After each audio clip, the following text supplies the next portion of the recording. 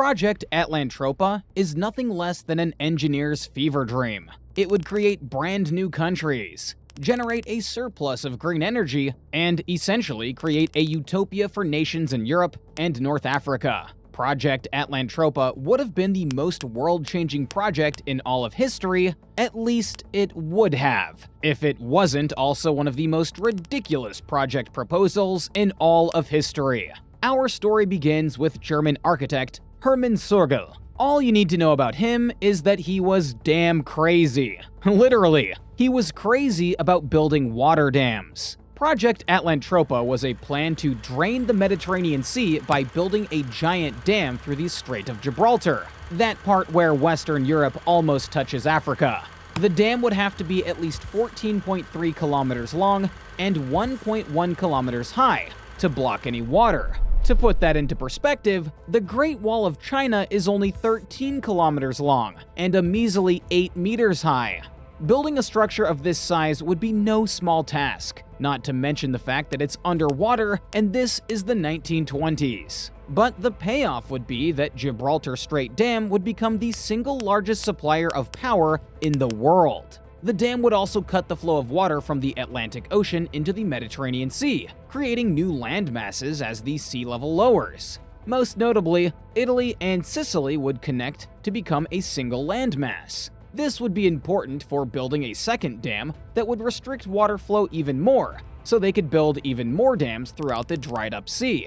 New land masses would be created, which would be used for agriculture and expanding civilization. The bonus would be that a new country would form, one that would be a fusion of both Europe and African politics. The surplus of energy would lead to prosperity and create what some might describe as a utopian nation.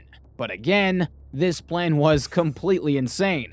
The first big issue is the sheer size of the dam, which would be at least 20 times bigger than the largest dams we have even today. In the 1920s, there wouldn't have been enough concrete produced in the world to build a dam this size. The second big problem is that the Gibraltar Strait is just right of a fault line, meaning it's especially vulnerable to earthquakes. One disaster is all it would take for this large and expensive project to fall apart, causing water to flood back into the Mediterranean Sea, destroying everything that had been built from Project Atlantropa. But even if they somehow built this dam and somehow found out how to make it earthquake-proof, the displacement of the water would cause sea levels around the world to rise by a meter, causing ecosystems around the world to be thrown into chaos. Then, after World War II, Sorgel proposed his project to finally get it started, hoping that the changing politics would make people more open-minded to a future-focused project like this. And believe it or not, none of these concerns were the reason this project never got off the ground. Instead, it was the existence of nuclear power that killed Project Atlantropa. Since atomic power was going to be the new clean energy of the world, there would be no need to invest in hydroelectric power. Sorgel died, and the Chernobyl reactor meltdown caused people to turn away from nuclear power, leaving hydroelectric power completely abandoned. Project Atlantropa was ambitious, that much we can say for certain. It did have its issues, but it's still remembered for its commitment to creating a world that runs on green energy.